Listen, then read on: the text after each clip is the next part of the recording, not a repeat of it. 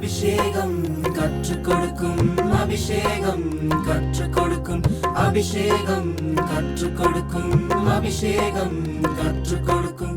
இயேசு கிறிஸ்துவின் நாமத்தில் உங்கள் அனைவருக்கும் எங்கள் வாழ்த்துக்களை கொண்டு வருகிறோம்.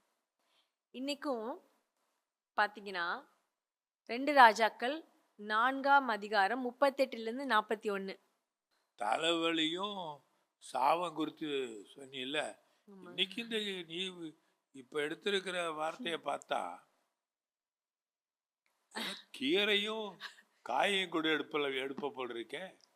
அதுதான் என்ன சொல்லுவாங்கன்னா, உலகத்துல too many cooks spoil the broth அப்படின்னு ஒரு பழமொழி இருக்கு இல்லையா? too many cooks spoil the broth. இங்க அது மாதிரி தான் ஒன்று நடந்துச்சு.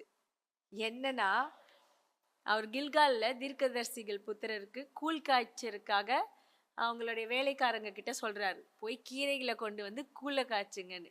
இவங்க என்ன பண்றாங்க, கொண்டு வரும்பொழுது ஒரு பேய் கொம்பட்டிக்காயை கொண்டு வந்து அதையும் அறுத்து அதுல போட்டுறாங்க. கீரை அதெல்லாம் சேர்ந்து ஆமா ஆமா ஆங்கிலத்துல சூப்பு போட்டிருக்கோம். ஆமா, இதுல பாத்தீங்கன்னா கூழ். அப்போ நம்ம பார்த்திருக்கோம் சத்து மாவு கூழ், அதுலயும் நிறைய தானியங்கள்லாம் இருக்கும். அந்த மாதிரி கூழ் ஒரு இன்ட்ரெஸ்டிங்கா இருக்கும். ராகி கூழ் அப்படி நிறைய இருக்கு கூழ். எனக்கு பிடிக்கும் அந்த கீரை. ஆமா, ஆனா அந்த கொமட்டிக்காயின்னு ஒண்ணு இருக்குல்ல, அந்த காலத்துல இந்த கொமட்டிக்காய தர்பூசணி இருக்குல்ல, இதை சொல்லிடுவாங்க.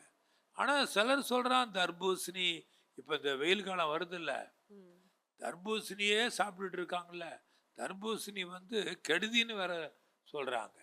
ஆனா தர்பூசணி இந்த கிளைமேட் எல்லாம் மாறுது சூரியனுக்கு, அப்ப சாப்பிடுங்கிறாங்க. இந்த வெயில் காலம் வந்துருச்சுல்ல, இளநீ இதெல்லாம் முக்கியம்தான் போட்டிருக்கு. இந்த கீரை இல்லாத எது சாப்பாடு எனக்கு பிடிக்காது. கீரை இருந்தா நல்லா இறங்கும். இப்போ ஐடா என் மக சொல்றத பார்த்தா, இன்னைக்கு உங்க சாப்பாட்டுல அற்புதம் நடக்க போகுது, உங்க கீரையில அற்புதம் நடக்க போகுது. உங்க இந்த காலத்துல பாத்தீங்கன்னா மாம்பழ சீசன் வர வந்துருச்சான். மாம்பழமே தின்னு சுகரை ஏற்றிக்காதீங்க. அப்புறம் தர்பூசணியவே தேடி உடம்ப கோல்டு வர வச்சுக்காதீங்க. இளநீ குடிங்க, தப்பு இல்லை, ஓவர் இளநீ குடிக்காதீங்க. சரி, இப்போ சொல்லு கதையை. இல்லை, இப்போது சில நேரத்தில் சில கல்யாண வீடு எடுத்துக்கிட்டிங்கன்னா, சில விசேஷ வீடு எடுத்துக்கிட்டிங்கன்னா, சொந்தக்காரங்க எல்லாம் சேர்ந்து வருவாங்க. சில நேரத்தில் நீ உப்பு போடு நான் உப்பு போடுன்னு பார்த்தா தெரியாமல் நிறைய உப்பு போட்டு வச்சுருவாங்க. ஏதோ ஒன்று ஜாஸ்தி ஆயிரும். அப்போ அங்கே ஒரு பெரியவங்க யாராவது அதை சீர் பண்ணுவாங்க. அது சாதாரண உலகத்திலே நம்ம பார்த்துருக்கோம். ஆனால் இங்கே பார்த்தீங்கன்னா அபிஷேகத்தினால சீர்படுத்துவது. அபிஷேகம் கற்றுக் கொடுக்கிற சீர்படுத்துவதில்ல, அபிஷேகத்தினால சாவையே மாத்திர சக்தி, பாய்சனையே மாத்திர சக்தி. போன வருஷத்துல ஒருத்தவன் பார்த்தீங்கன்னா எதையோ ஒன்று குடிச்சு லிவர் அப்படியே கெட்டு போச்சு. கெட்டு போயிட்டு ஓடி வர்றாங்க அப்பா அம்மா. ஐயா, ஒண்ணுமே முடியல, லிவரை மாற்ற முடியாது, 50 லட்சம் ஆகுங்கிறாங்க. இன்னைக்கு நிறைய பிள்ளைங்க அறியாமையினால தற்கொலை நோக்கி ஓடிக்கிட்டு இருக்கு.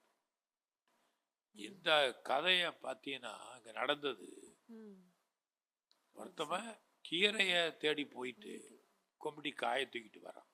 தீர்க்கதரிசி அந்த காலத்துல பரமார்த்த குரு சீசர்கள் இருப்பாங்க, அப்படி இல்லை. இது எலிசா ஒரு வல்லமையான தீர்க்கதரிசி, அந்த குரு மாதிரி இல்லை. நம்ம தீர்க்கதரிசி பவர்ஃபுல் தீர்க்கதரிசி. சரி, நடந்தது சொல்றேன் கேளுங்க.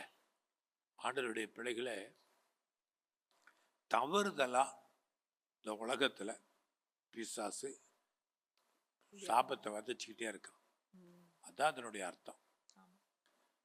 ஏசப்பா ஒரு உதாரணத்தை சொன்னார். இப்போ விதைக்கிற இந்த மத்தேயு 13ஆவது அதிகாரத்துல பார்த்தீங்கன்னா, சில விதைகள் வழி அருகே விழுது, சில விதைகள் கற்பாறைக்கு மேல் விழுது, சில விதைகள் முட்செடிகளுக்கு மத்தியில். அப்போ அந்த களைகளும் முளைக்குது, முள்ளும் எல்லாம் சேர்ந்து அந்த களையும் நல்லதும் முளைச்சி வருது. அப்போது முற்கள் மத்தியில் போடுறது அப்படியே நெரிக்கிறது. இந்த களைகள் வந்து சில நேரங்களில் நல்ல செடியை வளர விடாது. புரியுதா? இப்போ அதெல்லாம் அங்கே இருக்குது. அப்போ பிசாசு என்ன பண்ணுறான், அசதியாக இருக்காதீங்க, ஏசப்பாவே எச்சரிக்கிறார்.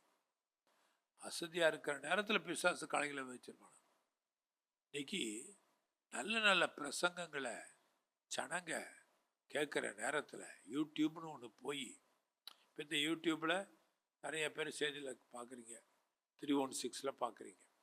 ஆனால் இது இல்லாதபடி களைகளை பிசாசு விதைச்சிருக்கான். பேய் கொமிட்டி பிசாசு உலகத்தில் யூடியூப் மூலமாக நுழையிறான். அநேக நிகழ்ச்சிகள், கெட்ட கெட்ட நிகழ்ச்சிகள். எதையோ சிலர் சொல்லுவாங்க, சினிமாவை நல்லதை எடுத்துக்கிட்டு கெட்டதை விட்டுருங்க அப்படின்னு பாருங்க, கடைசியில் பிசாசு நுழைஞ்சிருவான். சிலர் கொஞ்சமாக திராட்சை ரசத்தை குடித்தா தப்பு இல்லை, நிறையா தான் குடிக்கக்கூடாதும்பா, அதுவும் தப்பு. கல்ட்டு குரூப்புகள் நுழைஞ்சிரும், விசுவாசத்தை விட்டு குலைச்சிரும். நல்ல நல்ல நல்ல நேர் வழியில் போயிட்டு இருப்பாங்க. அதனால தான் நீதிமொழிகள் 14:12 மனுஷனுக்கு செம்மையாய் தோன்றுகிற வழிகள் உண்டு, முடிவோ மரண வழிகள். ஆனால் இயேசு சொன்னார், நானே வழியும் சத்தியமும் ஜீவனமாய் இருக்கிறேன். இப்போ இந்த இடத்துல எதையாவது சில கன்ஃபியூஷனுக்குள்ளே ஜனங்க வரக்கூடாதுன்னு அர்த்தம். இந்த பகுதிக்கும் இன்றைக்கு நடக்கிறதுக்கும் சம்மந்தம் இருக்கு. பானையில் சாவு இருக்குன்னு சத்தம் போடுறாங்க கூழ் காய்ச்சறவன். அப்போ அங்கே என்ன நடந்திருக்கும், கூழ் காய்ச்சி யாருக்காவது கொஞ்சம் சாப்பிட்டு மயங்கி இருந்திருப்பான், ஏதோ நடந்திருக்கும். அல்லது ஐயோன்னு அப்படியே போயிருப்பாங்க. அல்லது ஏதாவது அங்கே நாய் பறவைகள் அது சாப்பிட்டு செத்து போயிருக்கும். இல்லைன்னா சாவு எப்படி கண்டுபிடிச்சிருப்பாங்க. இப்போ ஒவ்வொன்றுக்கும் டெஸ்ட் பண்ணியா கண்டுபிடிக்க முடியும். இப்போ மருந்துகளை பார்த்தா கண்டுபிடிக்கும் போது எலிக்கு கொடுக்குறான், எலி சரியாக இருக்குதா செத்து போயிருதா. இப்போ இந்த எலான் மஸ்க்கு வந்து சிப்பு வச்சு குரங்குகளுக்கு வச்சு அது நல்லா இன்டெலிஜென்ட்டாக இருக்குதுன்னு சொல்லியிருந்தா. ஆர்டிஃபிஷியல் இன்டெலிஜென்ஸ் வந்ததும் போதும், நியூரோ லிங்க்னு சொல்லி வந்ததும் போதும், ஏதேதோ பணம் பார்க்குறாங்க ஆராய்ச்சியில். ஆராய்ச்சின்னு நினச்சிட்டு யூடியூபுக்குள்ளேயோ பிசாசு நிகழ்ச்சிகளையோ பார்த்து விழுந்து கண்ட பாட்டையும் கேட்டு சாப நோய்க்கு தற்கொலை நோய்க்கு ஓடாதீங்க. மியூசிக் பார்த்தீங்கன்னா நல்ல மியூசிக்கும் இருக்குது, தீமையான மியூசிக்கும் இருக்குது. அந்த சவுண்ட் வேவ்ஸ் வந்து சயின்ஸ் பிரகாரம் சொல்கிறாங்க, சவுண்ட் வேவ்ஸ் வந்து நம்மளுடைய மனதையும் நம்ம இருதயத்தையும் தாக்கும்.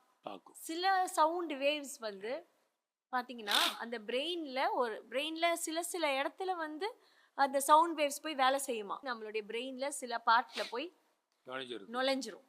அதுக்கு தகுந்த மாதிரி தான் நம்மளுடைய செல்ஸ் வந்து மாறும்.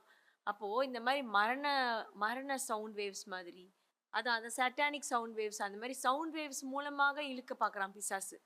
அதெல்லாம் முறியடிக்கிறதுக்கு நீங்கள் ஜெபிக்கணுமா? நேற்று ஒரு ஆளை கொண்டு வந்தாங்க. அவன் பாத்ரூம்குள்ளே போய் நின்றுட்டு ரொம்ப நேரமாக வரலையாம். தண்ணியெல்லாம் திறந்து விட்டுட்டு என்னடான்னு பார்த்தா, அப்புறம் எல்லாம் கதவை உடைச்சி பார்க்குறாங்க. அவன் ஏதோ ஒரு பொருளை வச்சுட்டு இங்கே கிழிச்சு இங்கே 2 கையிலையும் கிழிச்சு கழுத்தை கிழிச்சு தற்கொலை. பிசாசு இந்த மாதிரி சவுண்டு, டைனாமிக் சவுண்டு, அந்த சவுண்டு இந்த சவுண்டுன்னு கேட்டு கேட்டு இந்த கொம்பட்டி கீரை தான், கொம்பட்டி காய் மாதிரி தான், கசப்பு மரணம் சாபம் மரணக்கட்டு சாவு வந்துருச்சு உலகத்துக்குள்ள. இதை மீட்டெடுக்கிறதுக்கு என்ன வழி, அதுதான் இப்ப நம்ம சொல்ல போறோம். அந்தாரி எலிசா ஒரு பிடி மாவு எடுத்தார், அந்த கூழுல போட்டார், கலக்குனார். இப்போ கொடுத்தா எல்லாம் தித்திப்பு மதுரம் வந்துருச்சு. மாறாவின் தண்ணீரை மதுரமாக்குன சக்தி அங்க ஒரு ரெமடி இருந்துச்சுல்ல, அது மாதிரி இங்க ஒரு வல்லமை Rectification. இல்ல, ஒரு படி மாவுங்கிறது இயேசு. அதுதான் அவர்தான் பூமியில வந்து கோதுமை மணியானது நிலத்தில் விழுந்து சாகாவிட்டால் அதை செத்தவரும் அவர்தான். அதாவது மாவு அரைக்கிறாங்களே அது மாதிரி பாடுபட்டவரும் அவர்தான். இன்னைக்கு இயேசுவினுடைய ரத்தம் இல்லைன்னா, இயேசுனுடைய காயங்கள் இல்லைன்னா மக்கள் விடுதலை ஆக முடியாது. இந்த அபிஷேகம் கற்றுக் கொடுக்கும் நிகழ்ச்சியில் இந்த அபிஷேகம் கற்றுக் கொடுத்து இனிமே வரக்கூடிய நிகழ்ச்சிகள்லாம் ஏசப்பாவுடைய கல்வாரியின் ரத்தத்தையும் இயேசு கிறிஸ்துனுடைய காயங்களையும் நினைவுபடுத்துகிற ஒரு சக்தி. ஆமென். அப்போ அதுதான் அநேகரை சுகமாக்க போகுது. ஆமென். சரியா? இப்ப நீ செய்ய போற ஜபத்துல தற்கொலை நாவிலிருந்து மக்கள் விடுதலையாகணும். இந்த மாதிரி கண்ட மியூசிக்லையும் விழக்கூடாது. ஜெபிக்கணுமா? ஸ்தோத்திரிக்கிறோம்.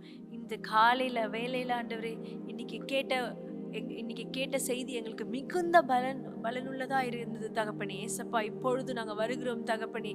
எத்தனையோ பிள்ளைங்க, எத்தனையோ யங்ஸ்டர்ஸ், எத்தனையோ குழந்தைங்க, எத்தனையோ பெரியவங்க மனக்குழப்பத்திலையும் பிசாசின் கிரியைகளையும் நல்லா போயிட்டு இருந்த லைஃப்ல, நல்லா ஸ்மூத்தா போயிட்டு இருக்கிற லைஃப்ல திடீர்னு ஏதோ ஒரு கசப்பு, திடீர்னு ஒரு கசப்பு, திடீர்னு ஒரு நெருக்கம், திடீர்னு ஒரு பாடு, திடீர்னு ஒரு கண்ணீர், திடீர்னு ஒரு வேதனை, இப்படி ஒவ்வொருவருக்கும் ஒவ்வொரு வழியாக பிசாசு ஒவ்வொரு வகையாக யாரை விழுங்கலாமோ என்று வகை தேடி கொண்டிருக்கிற இந்த நாட்கள்ல இயேசுவின் நாமத்தினால இப்பொழுதே நாங்க பாரத்தோடு ஜெபிக்கிறோம் தகப்பனே. இந்த பாரத்தோடு ஜெபிக்கிறோம் ஆண்டவரே. ஆண்டவரே, நீரே எங்களை உருவாக்கின தேவன், நீரே எங்களை தாயின் கருவில சிருஷ்டித்த தேவன். ஏசப்பா, உமக்கு அதிகாரம் உண்டு தகப்பனே. ஏசப்பா, இந்த லைஃபை பிடுங்கி போடுறதுக்கு எந்த சத்துருவுக்கும் அதிகாரம் இல்லை தகப்பனே. ஏசப்பா, எத்தனையோ பெற்றோர்கள், எத்தனையோ தாய்மார்கள், எத்தனையோ வீட்டில் கதறி அழுது கொண்டு இருக்கிறாங்க. அவங்களுடைய பிள்ளைகள் வழி மாறி போகிறாங்க. நல்லா போயிட்டு இருந்த வீட்டில் திடீர்னு ஒரு கசப்பான ஒரு சிச்சுவேஷன்ஸ் வந்து ஆண்டவரே அவங்க வீட்டை நரகமாக்கி கொண்டிருக்கிறது ஆண்டவரே. ஒவ்வொரு பிள்ளைகள் ஒவ்வொரு வகையான ட்ரக்ல, ஒவ்வொரு வகையான மியூசிக்ல, ஒவ்வொரு வகையான கிரியைகள்லையும், ஒவ்வொரு வகையான தேவையில்லாத பிரச்சனைகள்லையும் ஆண்டவரே மாட்டிக்கொண்டு ஆண்டவரே ஒவ்வொருவரும் ஒவ்வொரு வகையான நிலை மாறி கொண்டிருக்கிறாங்க. இயேசுவின் நாமத்தினால் இப்பொழுதே அந்த பிள்ளைகளுக்காக வருகிறோம். பாதாளத்தை நோக்கி கொண்டு பிசாசு இழுத்து கொண்டு போயிருக்கிறான் தகப்பனே. இயேசுவின் நாமத்தினாலே இப்பொழுதே பரலோகத்திலிருந்து ஒரு அக்கினி, இப்பொழுதே தெய்வீக அக்கினி இப்பொழுதே கடந்து வருவதாக. எல்லா தற்கொலையின் எண்ணம், எல்லா தீய கிரியைகள் இயேசுவின் நாமத்தினாலே இப்பொழுது நாங்க சுட்டெரிக்கிறோம் தகப்பனே. நாங்க சுட்டெரிக்கிறோம் தகப்பனே.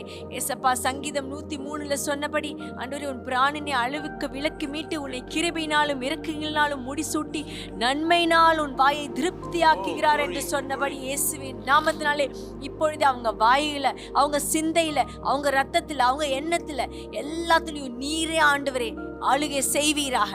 நீரே ஆளுகை செய்வீராக. ஆட்கொள்கிற தேவனே, எங்களை ஆட்கொள்கிற தேவனே, இப்பொழுதே ஆண்டவரே எல்லா அந்தகார கிரியைகளும் எந்தெந்த பிள்ளைகளுக்கு இருதயத்தில் ஆண்டவரே இப்படி போய்கொண்டிருக்கிறதோ இயேசுவின் நாமத்தில் எல்லா அந்தகார கிரியைகளையும் ஆண்டவரே இப்பொழுது நாங்கள் சுட்டெரிக்கிறோம் தகப்பனே. நீரே ஆண்டவரே ஒரு தெய்வீக சுகத்தை தாங்க, தெய்வீக சமாதானத்தை தாங்க, ஆறுதலை தாங்க. அவங்க வீட்டில் ஆண்டவரே ஒரு சீரமைப்பு, ஒரு ரெக்டிஃபிகேஷன் ஆண்டவரே, ஒரு சீர்படுத்துகிற நிலையை உண்டாக்குங்க தகப்பனே. நீரே ஆண்டவரே அந்த ஒரு கைப்பிடி மாவை ஆண்டவரே எப்படி கலந்து அங்கே ஒரு அற்புதம் நடந்ததோ அதன் போல நீரே ஆண்டவரே அந்த வீட்டில் இப்பொழுதே இறங்குவீராக. இங்கே நாங்கள் ஜெபிக்கும் பொழுது நீ சமீபத்திற்கும் தேவன், தூரத்திற்கும் தேவன். இப்பொழுது நாங்கள் இங்கே ஜெபிக்கும் பொழுது அந்த வல்லமை நாங்கள் கட்டளையிடுகிறோம் தகப்பனே. ஆங்காங்கே அந்தந்த வீட்டில் இந்த பாதாள கட்டுகள்லேருந்தும், இந்த தீய கட்டுகள்லேருந்தும், தீய செயல்களிலிருந்தும் ஆண்டவரே தற்கொலையின் எண்ணத்திலிருந்தும் நீரே முறியடித்து ஒரு ஜெயத்தை கொடுப்பீராக. நீர் செய்ய போறதுக்காக நன்றி. இயேசுவின் மூலம் ஜெபிக்கிறோம் எங்கள் நல்ல பிதாவே. ஆமென்.